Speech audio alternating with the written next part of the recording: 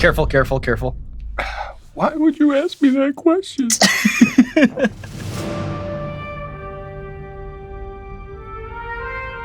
Hey, what's going on, everybody? For First We Feast, I'm Sean Evans, and you're watching Hot Ones. It's the show with hot questions and even hotter wings. And today we're joined by Bob Odenkirk. He's an actor and writer whose resume includes everything from the pioneering sketch comedy series Mr. Show to Breaking Bad and an acclaimed performance as Jimmy McGill in Better Call Saul. You can also catch him starring in AMC's brand new comedy drama Lucky Hank, which is set to premiere on March 19th. Bob Odenkirk, welcome to the show. Hi, how are you? I'm doing great. How are you? Especially around hot tired. sauce. Yeah. I do see the value of when there's kind of an intense spice mixed in with flavors. It kind of is an awesome thing, you know? But I've never understood, the pure hot shit that just blows your brain out. I don't get what you're getting from that. But you know what? It makes good TV. Oh, I guess so. I've heard such good things about the show, and I know that you've done great interviews. I don't particularly see the connection. There's a sense that the person is disarmed a bit because they're distracted by the heat. But I think I'm perfectly capable of talking without having part of my body injured.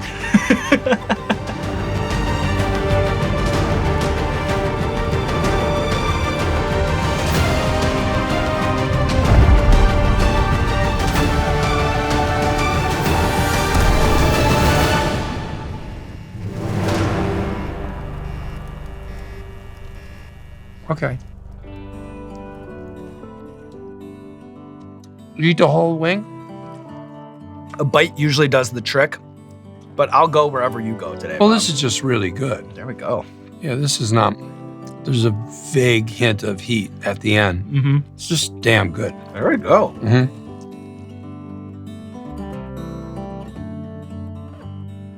That's really good. Wow. Off to a hot start. There we go. Getting a round of applause. Yeah. There we go. So in your latest project, Lucky Hank, you play an English department chair who describes the college he works at as mediocrity's capital. Yeah. And I was immediately hooked by the first scene when your character begrudgingly offers harsh feedback to a student's essay. Yeah. Was playing a cantankerous English professor at all cathartic for you, considering how much of your career you've spent obsessing over the written word? I'll tell you what, it wasn't so much the cantankerous part that was cathartic. After playing Saul Goodman for so long, this guy is sort of fundamentally different than Saul because he is connected to people in his world. He loves them, they love him. Not to mention there's no drugs, there's no guns, there's no cartel, there's no zombies, it's not a genre piece. This Lucky Hank is closest to an Alexander Payne film. It's equal parts comedy drama. I don't eat a lot of wings in my life. Look at you, though. Could have fooled me. Well, going in. Now that is, it's a little more wanting to be hot, but it's still not. Right. It's flavorful. Yeah. Nothing beats this one. There we go. So like you, I'm a product of the Chicago suburbs and a broadcasting major. In what ways do you think your affection for comedy was shaped by watching stations like WGN and Channel 11 PBS? Well, definitely Channel 11 with Monty Python, Dave Allen at Large, the two Ronnies. Python was the one that made me go, wait, what is this? They're making fun of everything. Yeah. And they're being hard, but it's silly as hell. And then you've got Terry Gilliam's absurdity, which kind of takes you a step back and makes you go come on, it's just, it's cartoons, it's nothing. But it's really got a fuck you vibe at the core of it, which I loved. Yeah. Did you have a favorite Chicagoland regional TV commercial? It doesn't matter how many decades removed. What's his face? We made fun of it on Mr. Show. Schmerler. Schmerler Ford. Come on, you don't remember this? Maybe it was just past mine, because I in the good old summertime. Hi, Harry Schmerler here, your singing Ford dealer. This week we have...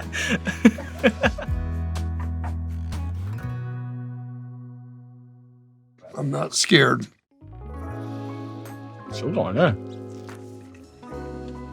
Yeah. Okay. A little bit of a higher level, but manageable, I'm seeing. Yeah. Not. There we go, Bob. Yeah. Crushing it. A little hotter, definitely. Sticking around a little longer. Yeah, leaving a little bit of a trail behind. So in 1989, the Chicago Tribune described your one-man show, Half My Face is a Clown, as determinately and shrewdly silly and satisfyingly so. What can a one-man show do or accomplish that other genres can't? You know, getting a sketch group together and finding a stage to do a show is not always so easy. So stand-up comedy boomed when I moved to Chicago. It had this crazy heyday that was insane. Yeah, insane. There were 14 comedy clubs in Chicago at one point. And I had a thought that my stuff could live in that world. It was almost like sketch comedy done by one person. There was an improv piece that I really love to do. I go, hey, everybody, I'm going to do some improv. We do this game. It's called, pick a hat. And there's got a box full of hats. I'm going to just pick one out. I don't know what it'll be, but whatever it is, I will do a character based on that. So I pull out a hat. It's a baseball cap. And I think and start playing baseball. Hey, batter. Hey there, back off the plate, batter.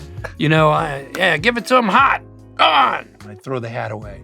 And I reach in and I pull out. It's the same baseball cap. And now I'm like, hey, batter, here comes the heat. I'm the catcher now. So now he's the catcher. And then another hat. And now it's another baseball cap. And then he's the shortstop. But he's like, hey, batter, come on, throw some heat. I'm the shortstop. And then puts that away. He reaches in. It's a fireman's helmet. And he throws it away. He gets another baseball cap. I don't remember the ending. But that was really fun to do. So, yeah, that's what it was. I love that walk down memory lane. All right, Bobby, you ready to move on here to sauce number 4? Los Calientes. Yep, Verde. Do you cut this show up, or do you make people fucking watch me 12 wings? No, wait. We're very kind in the edit.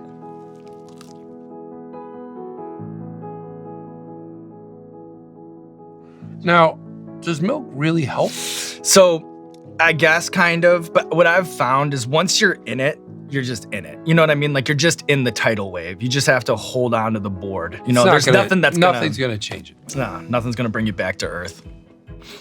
So you've shared a stage at the Second City Theater with Chris Farley. How early on did you recognize his potential as a performer? When I got within 100 feet of it. For the first time? Yeah. Chris is this guy, Jack Black, Chris Farley. These are people who, I love it when people go, that guy's got something. You're like, yeah, really? You think? Who fucking can't tell that he's the shit? I loved Chris. And then the motivational speaker, the sketch I wrote for him that did so well. And we had done an improvisation and we were all playing teachers of a school. And it was like a don't do drugs rally or whatever. We were talking to the students and he did his coach character. And it was Matt Foley. Mm-hmm. He might even use the name Matt Foley. It didn't have a story, Van Down by the River. It wasn't a motivational speaker, but he was going, come on, you guys. And it stuck in my head, as it would anyone. And I went home that night and I wrote that sketch, and I've written hundreds of sketches in my life. And I wrote it exactly the way it's done, although Robert Smigel added the breaking the table. We didn't do that at Second City. But everything else is exactly the way I wrote it that night in my little apartment in Chicago, and brought it into Chris and said, here's a sketch. You can do that character you did. And my daughter once asked me, what was the most fun you had in showbiz? And I said, I did this sketch with Chris Farley. I played the dad in the sketch, and we did it 7 times a week at Second City. Every time I did that was the most fun I had in show business. I'm waiting until we get to that place where it's just a 2x4 to the mouth. That is not unpleasant, and it is hot. Yep. We're not fooling around now. Right. It's getting But serious. it has flavor still. Exactly, like a nice spicy curry almost. Yeah. There we go, Bob. You're doing great. You're doing great. I said I'd do it. I'm here. That's one thing about me. I show up. We asked Seth Meyers this question, but I'm curious your perspective. As someone who understands sketch comedy on a technical level, do you ever feel like there's a tension between what writers think is funny and what audiences think is funny?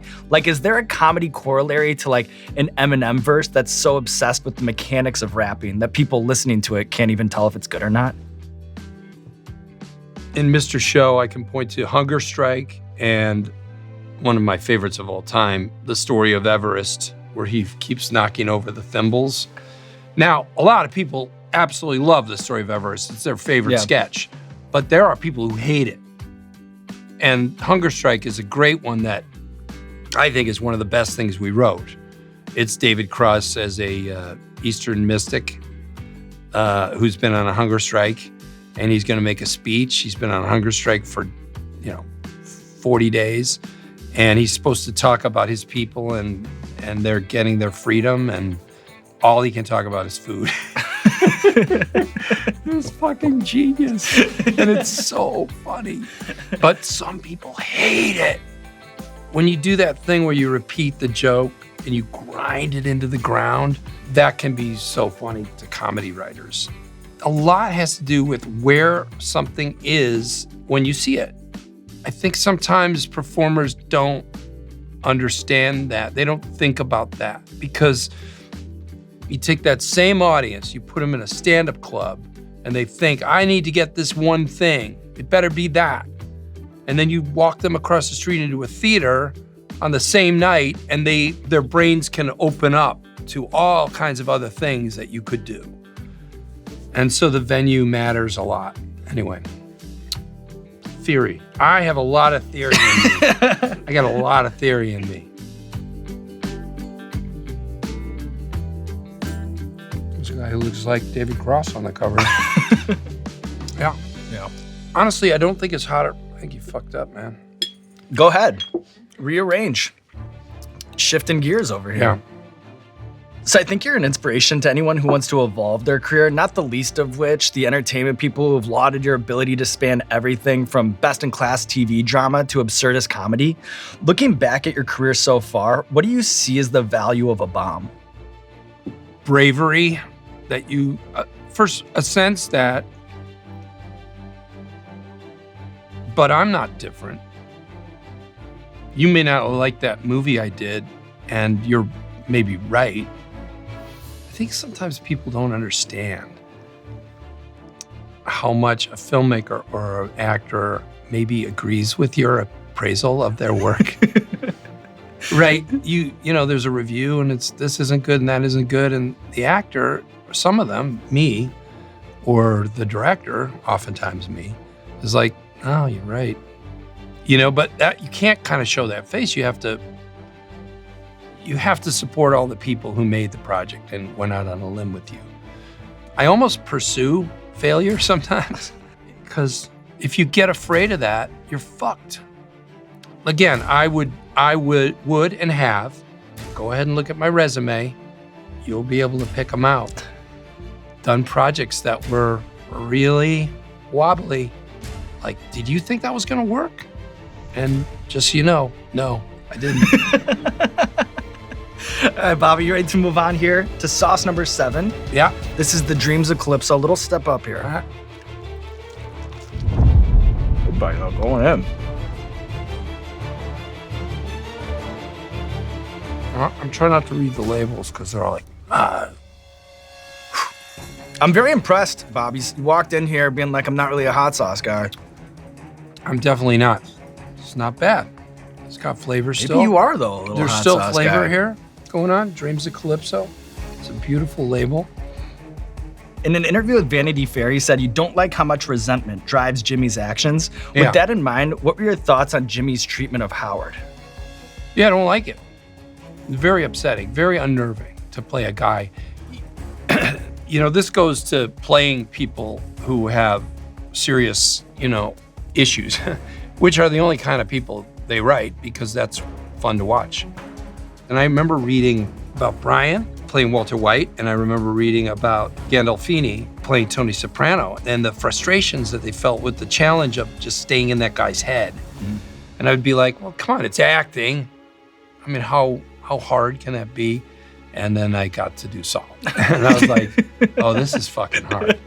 Because you're that guy for 12 hours a day, right, for years. And even though it's not your real life, you know, that's what acting is sitting there going, I feel this, and he feels that, and I'm feeling this, and I resent this, and I want that, and why do I want it? Because fuck that guy, and fuck this person, and I'm gonna get him back, and, you know, and you're just conjuring up those feelings.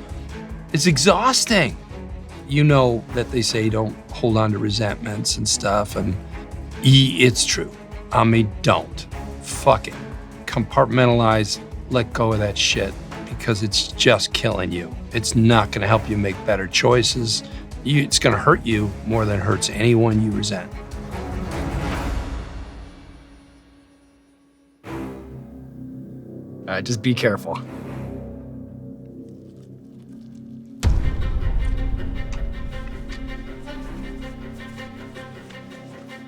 So it's probably hitting for you now, just like it is for me. Trying to get a read. Yeah. That's nasty. Yeah. Oh, that's Satan's asshole. I'm gonna join you.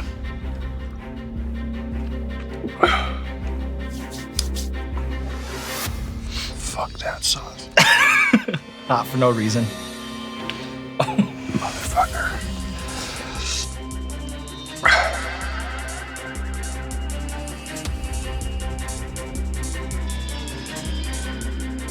Oh, fuck it. I know. Jesus Christ. I know.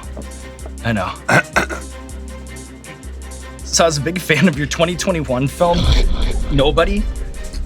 A hyper-violent, last-person standing action film that required almost 2 years to prepare for. What would you say are the characteristics of a good Hollywood fight scene? Like, what makes the fight scenes in Nobody work so well? You know, I'm eating chicken wings right now, right? With hot sauce on. I know. Careful. Why would you ask me that question?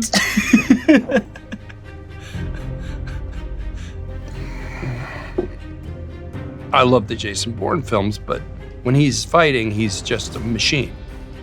Some of them, their job is to present a tough guy, and so they're meant to be a fighting machine that is tough and is not afraid of anything and doesn't get hurt. So I thought, well, I could play a guy who does get hurt and does feel it, but in order to do that, we have to leave the camera on your face and leave it on you during the fight. Long shots. So that means you have to do your own fighting. Yeah, hell yeah, and you did. But I thought, you know, if I'm gonna do this, then that means I have to do the fighting, because I want to bring this thing into action films where I stay in character in the middle of the fight.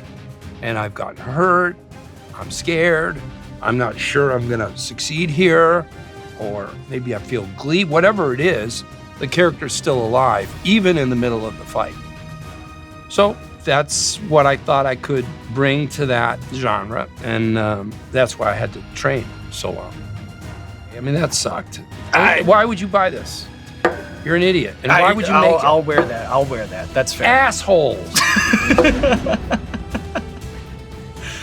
On that note, are you ready to move on to the ninth sauce? Uh-huh. Whoa. That's how you do it. There you go. That is how you do it, Bob. That is how you do it.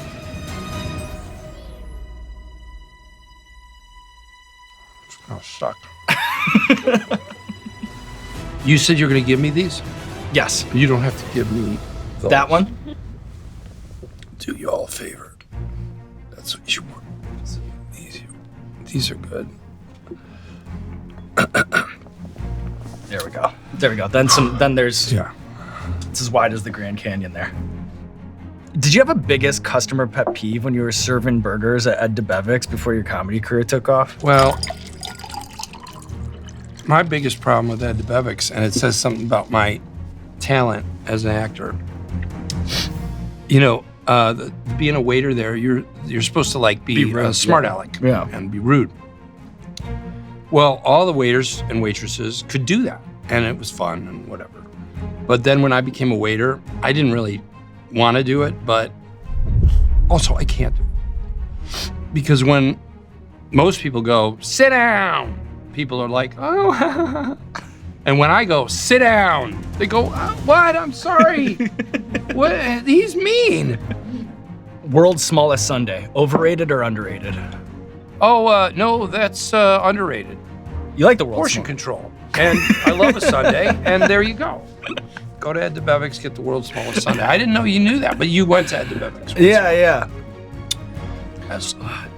Yeah. If only. So what is this? This is the killer? This is the last day. Why are you opening it? I said I'd do the show. It's actually a problem, that super responsible quality that I have. Right. It's from growing up in a family of 7 with a dad who wasn't home. Whoa, but that last dab thing, there's nothing responsible about that. Oh, that's too much? That's big. I'm gonna take a little off. Yeah. Okay, so there's still some on there. There is. I'm not cheating. This is gonna suck, right? You know what? I think Yeah. the worst is kind of over. That's what I'll say. Well, it's gonna suck.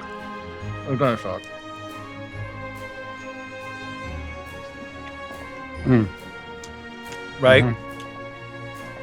But mercifully, our dinner date with the wings of death, it's come to an end, all right? And we covered your wide-ranging career from writer's room journeyman to TV star to action movie leading man. But I know that the Bob Odenkirk experience, ultimately, it's that angsty kid walking through the theater-lined streets of Old Town with a fire in his belly and a chip on his shoulder. That's right. Robin Williams once said, for me, comedy starts as a spew, a kind of explosion, and then you sculpt it from there, if at all. It comes out of a deeper, darker side. Does that resonate with you, with your brain and insides aflame with hot sauce? Comedy is finding the things you hate about people and the world and having fun with that, making fun of that. And it could be a little tiny dumb thing that you hate, a thing you hate about yourself, a behavior in the world that just ticks you off, and then turning that into joy. Well, Mike, drop, and look at you, Bob Odenkirk, taking on the wings of death. Said you're not a hot sauce guy. I see no milk, not a sip of milk this entire time. Now there's nothing left to do but roll out the red carpet for you, Bob. This camera, this camera, this camera. Let the people know what you have going on in your life. Lucky Hank is a new show. It's comedy and drama, mixed even Steven. Comes on AMC, March 19th. It's an amazing cast, beautiful, funny actors in every direction. So I hope you'll give it a try and stick with it. And in October, the thing I'm proudest of in the world, I wrote a book with my kids and my daughter did the illustrations. It's called Zillet and Other Important Rhymes. It's poems for kids. I wrote them with my kids when they were little. We would write a poem together, a silly one. And then some of them were good and I kept them around. And then when my daughter grew up, she's an artist and she just did the drawings for them. So please watch for that. If you have anyone between 3 and 8 in your house or soon to be. Thanks. Great job. You did it. Thank you. That was far more entertaining and fun than I thought it would be. Asshole.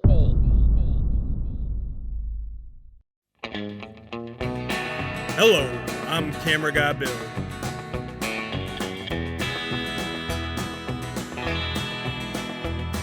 Well, I'm the kind of cowboy who likes to sauce his wings, but I need a brand new flavor to make these taste insane. Classic chili maple, it's rolling down the line. All aboard, it's Canadian time. Would you look at that, coming around the bend. A dash of chili frizzles from Smokin' Ed. Sauce is loose, runaway caboose. Hotter than a babe on a moose. For a great northern staple, try that classic chili maple made with real maple syrup. Make you yeehaw in your stirrups. Giddy up! First we face, got that sweet heat. Get on up and dance on your feet. First we face, got that sweet heat. Get on up and dance on your feet. Sweet and refreshing to keep your senses guessing with the tiny apple cider, tons of buck and rodeo rider. Whoa there! Look out! Let's hope some fun, the honky tonks just begun. Get permission from your mom, go to heatness.com. For a great northern staple, try that classic chili maple. Yahoo!